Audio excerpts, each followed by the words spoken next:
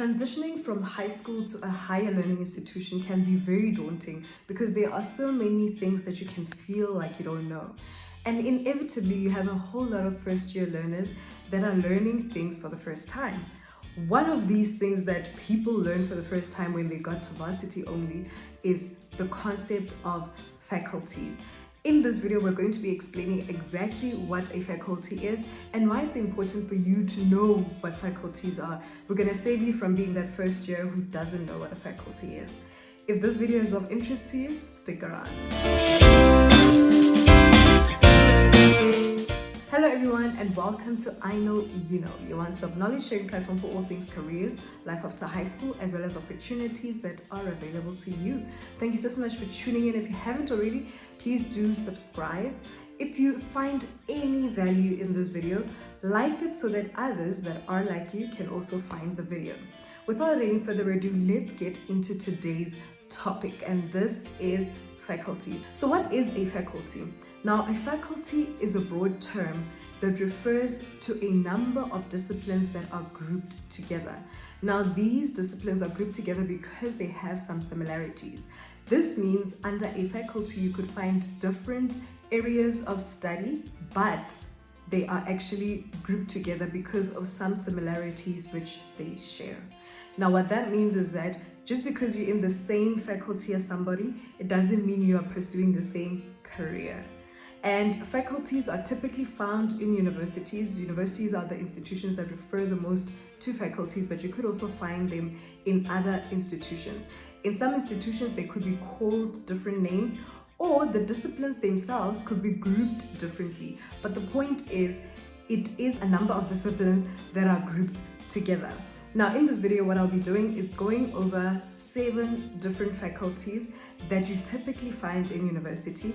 As I mentioned, in different institutions, you could find that they call them something different, or the disciplines that are grouped under may differ. For example, one health science faculty in another institution could have 10 disciplines there, whereas another could have 15, So it could differ from institution to institution, but the point of this video is to introduce you to the concept and explain exactly how these faculties differ.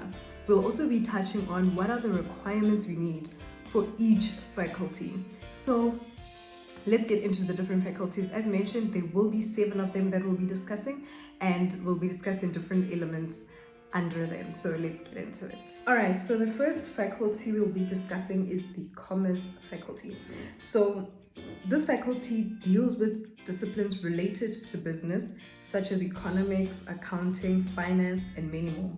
The main skill you'll need if you want to be in this faculty includes mathematics, accounting, and sometimes even business studies or economics. So if you love numbers, you love entrepreneurship, then this is definitely the faculty you can look into. Some of the career options you can consider if you're in this industry include being a business owner, actuarial scientist, accountant, and so forth. The skills which you can learn from this faculty tend to also be very broad and can be applied into different career paths. So for example, if you go into economics, you could find that you can be an analyst, you can work at a bank, or at a different company. It's a really broad faculty that can open quite a lot of doors for you in terms of career options. The second faculty is humanities. This faculty primarily focuses on understanding how humans exist and how societies function. Within this faculty, you find disciplines such as social sciences, psychology, media, languages, art, philosophy, and more. To excel in this faculty, you need strong reading and writing skills, and also very good comprehension. This is because this faculty has a lot of content, and you'll be reading quite a lot of academic papers to try and understand the theories which explain exactly how humans function and how societies work. With a degree in humanities, you can pursue a lot of careers based on what you chose to major in. For example, if your major is psychology, you could work towards becoming a psychologist. If you majored in media studies, you can become a journalist. If you majored in theater, you can become a theater performer. The most important thing when choosing a degree in humanities is that you choose a major which you will enjoy and one which really interests you. And if your favorite high school subjects are English, history, life orientation, then you may be interested in degrees offered in this faculty. The third faculty we'll be discussing is law. So the faculty of law has to do with the law, obviously. The faculty has to do with learning about policies, laws, the justice system, and more. To do well in this faculty, you would need great comprehension skills, but also you'll need to learn how to apply what you've learned. So you have to be good at understanding how to use the information you've learned to solve problems and come up with solutions. You also have to love the law and enforcing rules. With a degree from this faculty, you can become a lawyer, of course, but there are different streams of law, like commercial law, criminal law, and a whole bunch of other things. You've got family law, for example, you've got maritime law. There's quite a lot of areas of the legal field you can be in. You can also become a legal counselor for corporations, giving them legal advice. Because this faculty has to do with reading, it's also good for people who enjoy English as a subject and generally people who don't mind reading large texts, because you will need to read a whole lot of cases in order for you to build your legal skills. Next on the list is the science faculty. This faculty has disciplines which explain how the world we live in works. So for example, our environment in the sense of bio, or chemistry and physics. The skills you'll need to learn are primarily analytical skills.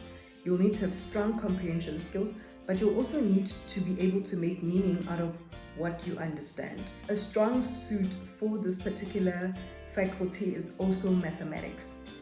You also have to be curious about how things work and eager to find out or investigate. The science faculty is very broad and you can pursue different degrees based on the major which you choose and which particular thing interests you. You can become a scientist, you can be working in hospitals, you can work at factories where they develop products, or you can even become an environmental consultant. This faculty just has so many broad options that differ vastly from one another, so it's really up to you as to what you can imagine yourself becoming. If you enjoy physics, mathematics, geography, life sciences, then you could definitely enjoy some of the degrees offered in this faculty. Up next, we've got engineering. This faculty is all about designing and building. For example, learning how a car works, but not only gaining an understanding of that, but being able to implement what you have learned yourself. It focuses on building and understanding what goes into building or making certain things work. And there are different areas of this particular faculty.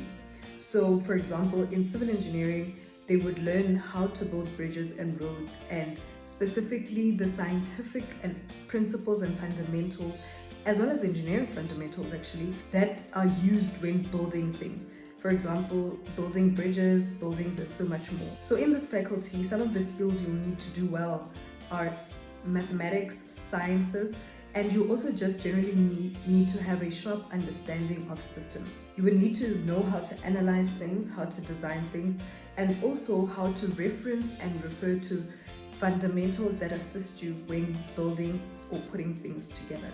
So an overall understanding of mathematics, physics, and English will be very helpful when pursuing a degree in this faculty. The career which you end up in when you get into this faculty depends on the specific type of engineering which you choose, depending on what your interests are. So you could look into civil engineering, chemical engineering, mechanical engineering, and so much more. So it really all depends on you and what your specific unique interests are. The engineering faculty is for people who enjoy EGD, technology, mathematics, as well as physics, as that is what you'll be dealing with the most in your engineering course. The next faculty is the health science faculty. This faculty deals with science-related things that are specifically related to physical health. Everything that has to do with understanding how the human body works, diseases, as well as how to cure them. So when you think of health sciences, I want you to think of hospitals and everyone who works in hospitals. So this doesn't just mean the doctors and the nurses, but it also means other medical professionals who are within this space. The skills you'll need to have if you want to do well in this faculty are primarily analytical and problem-solving skills. But more importantly, you need to have figured out your study techniques, since courses in this faculty typically have a lot of content. So I'd suggest learning how to be disciplined enough to go through all the content. In terms of careers, people who study in the health science faculty usually become doctors, nurses, occupational therapists, physiologists, dentists, and so forth. Like I said, when I introduced this faculty, just think of people who make up the broad group of professionals who work in the hospitals and in the fields that support hospitals. So for high school subjects, usually you need to enjoy life sciences, physics, as well as mathematics, as these subjects demand intense analytical skills. Some universities require you to have done life sciences to get into this faculty. Last but not least, we've got education. In some institutions, the education faculty falls under the humanities, so it does differ from institution to institution. However, this faculty has to do with studying the subject of education. It consists of training as how you would train students to become teachers and educators. It also has research, whereby you research things like curriculum development and also policy making within the education space. So becoming someone who develops or manages the policies of education systems is one of the careers you could potentially find. The skills you need to have to excel as a student in this faculty include practical learning skills, knowing how to apply the knowledge you've learned, sharp reading and writing skills, and overall skills that would make it easier for you to learn how to be a passionate educator. Of course, for this particular faculty, you'll need to know and love to develop other people, because that is primarily what the faculty is all about. For this faculty, any and every high school subject you do matters, and this is because you could study education and major in literally any subject for you to end up teaching that subject. So you can imagine that each and every subject that you do does matter. I do know that with languages especially, there is a huge emphasis on doing well in your languages if you want to get into the education. So for example, if you want to become an English teacher, then you have to do well in English, and this applies to all other subjects as well. Overall, this faculty focuses on teaching students and teaching the students in this faculty on how to be patient, passionate, and professional educators. Alright, so there you have it. That is a brief introduction into faculties and what each faculty entails. Please use this video as a starter for some of the research that you need to do in trying to pick a career, because you need to find out which faculty the specific career you're interested in falls in. But the other way you can use faculties to your advantage is if, for example, you say you love working with people and you want to do something within health sciences.